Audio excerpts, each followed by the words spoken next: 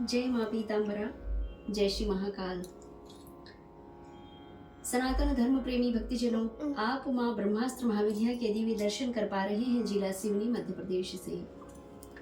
भक्तजनों, नवरात्र प्रारंभ होने वाले हैं और इस समय उन साधकों के लिए भगवती का दिव्य मनन चिंतन ध्यान कैसे करना है, यही प्रसंग आज मैं लेकर आपके समक्ष आई हूँ। ओम नमः शिवाय गुरुवे सच्चिदानंद मूर्तये निष्प्रपंचाय शांताय निरालंबाय तेजसे।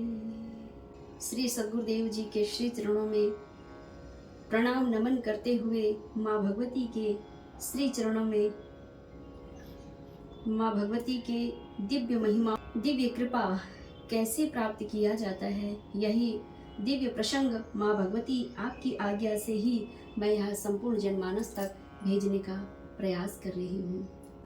आपका मार्गदर्शन ही मेरे लिए सर्वश्रेष्ठ है माँ। जिन भक्तों के जीवन में आपकी कृपा होने वाली है, जिन भक्तों के जीवन में आपकी दिव्य और पूर्ण कृपा होने वाली है और वे दीक्षा लेकर के आपके श्री चरणों में समर्पित होकर के स्वयं का जीवन और अपने परिवार का जीवन में परम कल्याण करना चाहते हैं, इस भौतिक जगत के सारे सुख को प्राप्त करके और इस मानव जीवन को आपके श्री चरणों में समर्पित करके और परम सुख प्राप्त करना चाहते हैं, उन्हीं भक्तों के लिए जब आपकी कृपा होगी तभी उन तक आपका यह संदेश पहुंच पाएगा। इसीलिए आज माँ भगवती ब्रह्मास्त्र महाविद्या की कृपा से ही उनके ही श्री चरणों में बैठ करके भगवती की दिव्य भक्ति करके और दिव्य पूर्ण कृपा कैसे प्राप्त की जाती है, यही मार्गदर्शन लेकर मैं आपके समक्ष हूँ। भक्तिजनों,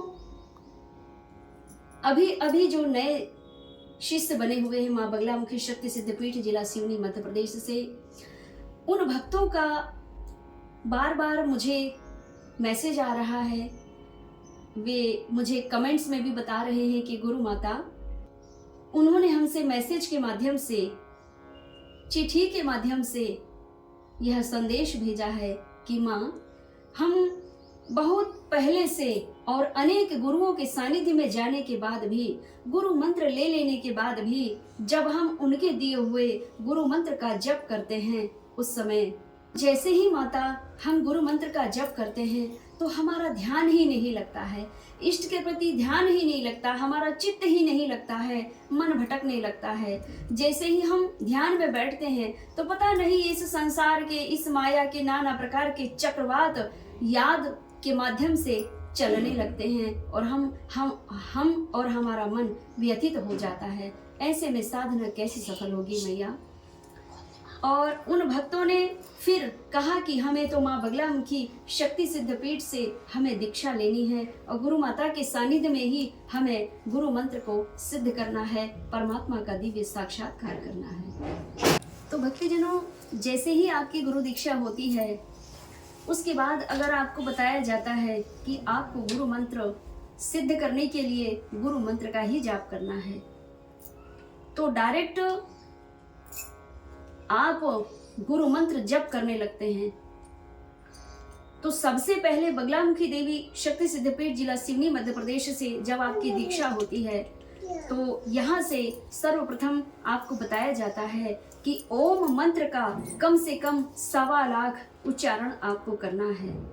1.25 लाख मंत्र जब आप उच्चारण करेंगे ध्यान के माध्यम से, अपने इष्ट के समक्ष बैठ करके, अपने इष्ट के विग्रह के समक्ष बैठ करके, गुरु के विग्रह के समक्ष बैठ करके जब आप ध्यान करेंगे तो उस समय जब आप 1 से लेकर के 1.25 लाख ओम शब्द का उच्चारण करने के भीतर ही आपको अनेक दिव्य दिव्य अनुभूतियां प्रारंभ हो जाती है। इस दरबार से जिन जिन भक्तों की दीक्षा हुई है, वे जो भक्त साधना कर रहे हैं, जो गुरु माता के द्वारा बताए मार्ग पर चल कर के जो साधना कर रहे हैं, उनके साथ बहुत सारे दिव्य दिव्य चमत्कार हुए हैं, जिन्होंने मुझे रिकॉर्डिंग में भी भेजे हैं। और वह रिकॉर्डिंग मैं YouTube चैनल पर नहीं डालती हूँ, क्योंकि अभी मुझे अंकुश है। माँ भगवती की जिस दिन आज्ञा हो जाएगी, अनुमति होगी, उनके अनुभवों को मैं अवश्य आप तक शेयर करूंगी। मेरे अंदर इतनी सामर्थ्यता नहीं है कि जो भगवती के भक्त हैं, जिनके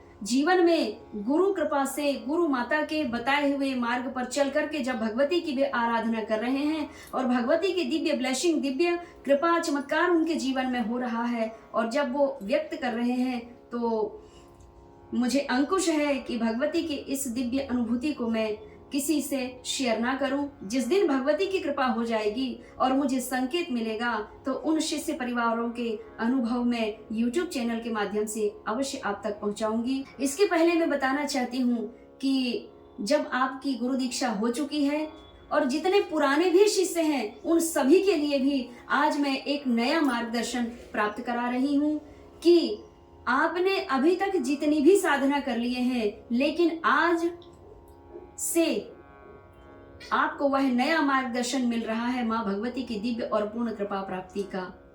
और हमारे YouTube चैनल का नाम है देवी ज्ञानेश्वरी गोस्वामी, और उसमें जो अभी साधना की जो सीरीज चल रही है, पार्ट 1 से लेकर के पार्ट ए से लेकर के आगे तक के पार्ट्स आपको चलेंगे। प्रत्येक पार्ट्स में आपको भगवती की दिव्य साधना के गूढ़ रहस्य आपको प्राप्त होंगे। साधना क्षेत्र में सातों चक्र को जागृत करने की दिव्य मूल पद्धति आपको समझाई जाएगी, जिसे सत्संग से लेकर के समाधि की ओर चले जाने का मार्गदर्शन आपको प्राप्त होगा। अखंड ब्रह्म ध्यान अलीन समाधि में लीन हो जाने का जो मार्ग है वह आपको प्राप्त होगा। लेकिन अभी तक जो मैंने यह सीरीज नहीं चलाई थी, अब भगवती की ही कृपा है। चैत्र नवरात्र 2024 कल 9 अप्रैल से माँ भगवती के दिव्य नवरात्र प्रारंभ हो जाएंगे। तो आपको क्या करना, जिन जिन भक्तों की गुरु दीक्षा हो चुकी है, आपने पूजन स्थान पे पीले कलर का बल्ब लगाएंगे, स्वयं भी पीले वस्त्र धारण करके और पीले अक्षत रंग के, और बाकी सारी पूजन पद्धति तो मैंने पहले ही वीडियो में समझा चुकी है। और इस समय आपको केवल साधना का मार्ग समझाया जा रहा है।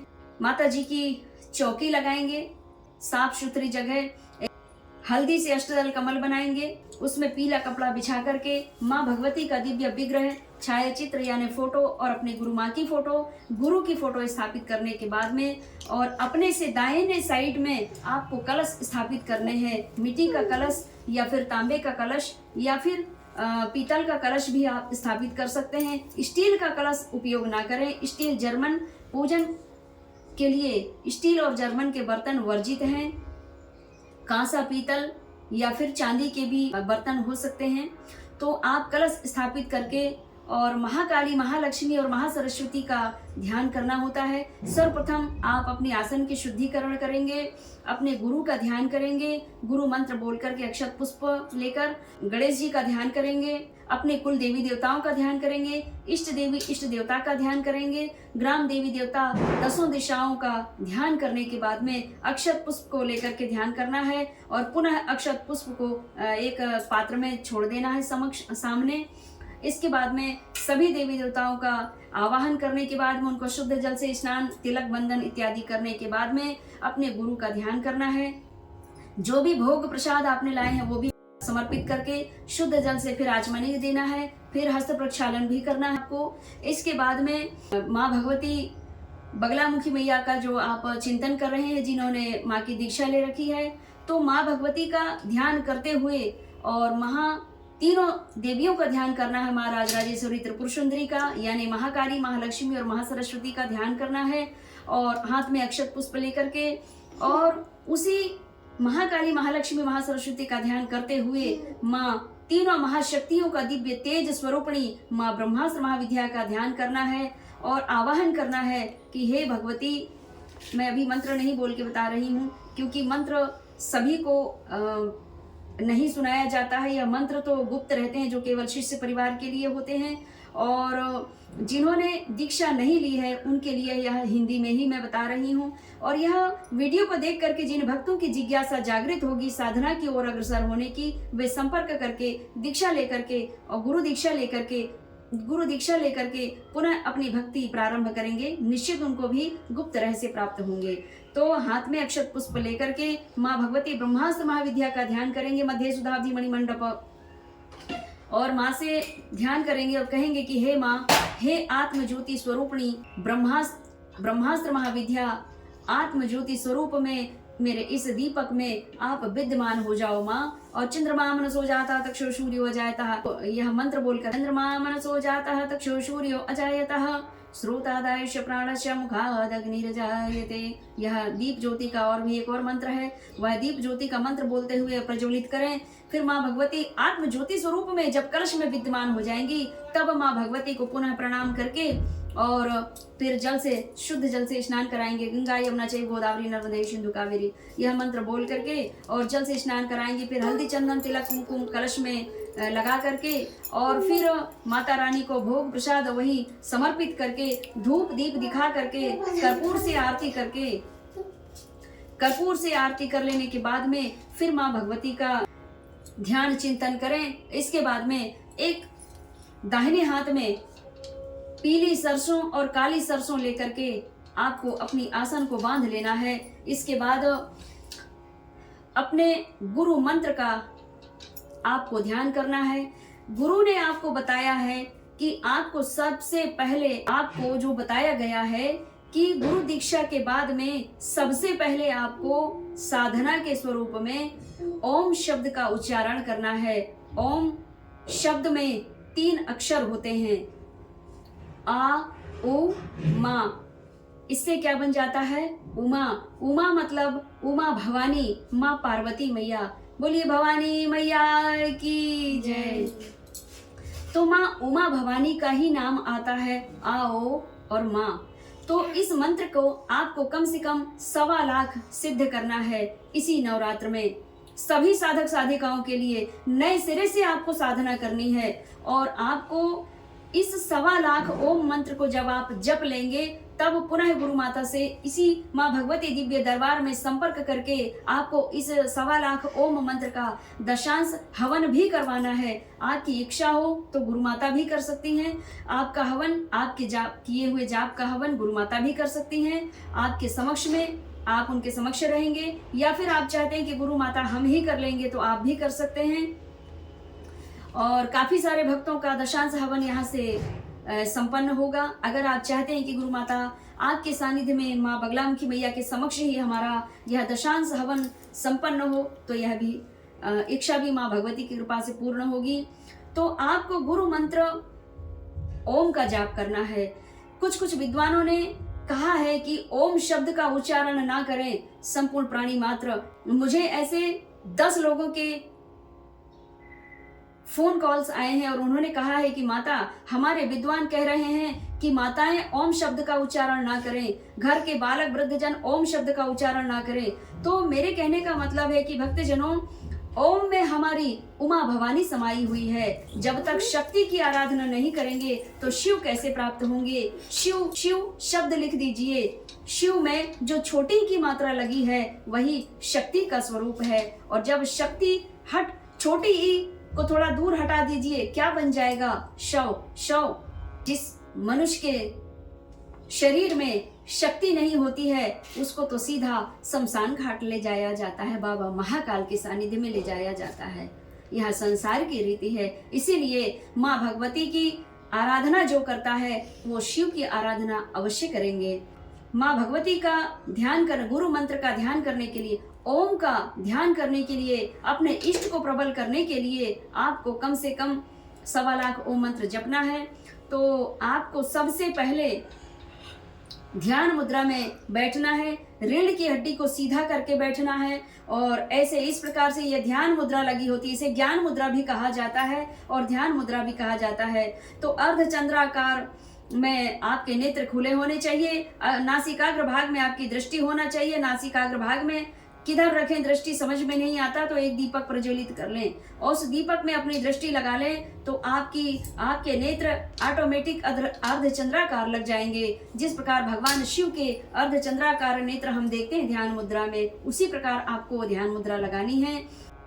आपको डायरेक्ट आज्ञा चक्र से ध्यान नहीं लगाना है। बहुत सारे साधक साधिकाएं, बहुत सारे भक्त ऐसे हैं जिन्होंने कहा है कि मैया हम तो डायरेक्ट आज्ञा चक्र से ध्यान लगाते हैं। क्या आपको डायरेक्ट आज्ञा चक्र से ध्यान लगाने में भगवती के साक्षात्कार हो जाएंगे? क्या आपके बिगड़े हुए कार्य सफल हो जाएंगे? और सातों चक्र को भेदते हुए मनुष्य के जीवन में कैसा परम कल्याण करती हैं, इसी विषय को देखने के लिए मैं अगली वीडियो में अवश्य आऊंगी। और हमारे इस YouTube चैनल को देखना आप ना भूलें। और अगर आपको हमारी यह दिव्य जानकारी, साधना क्षेत्र की दिव्य जानकारी अच्छी लगी हो तो कृपया हमें कमेंट्स में और बताएं। जहां मेरे वाक्य में आपको त्रुटि लगती है तो मैं अपने वाक्य को सुधारने का प्रयास करूंगी, और आपके जो कमेंट्स होंगे उन कमेंट्स के माध्यम से ही मैं साधना पद्धति वीडियो में लेकर अवश्य आऊंगी।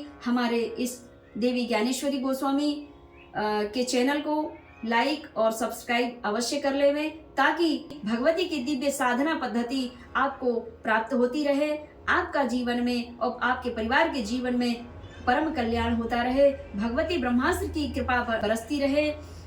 और हमारे चैनल में जो अभी प्रसंग चल रहा है आत्मज्ञान गुरु माँ का, पार्ट बाय पार्ट्स चल रहे हैं। पार्ट नंबर 1, 2, 3 के आगे और चलेंगे, आप देखेंगे अगले भाग में।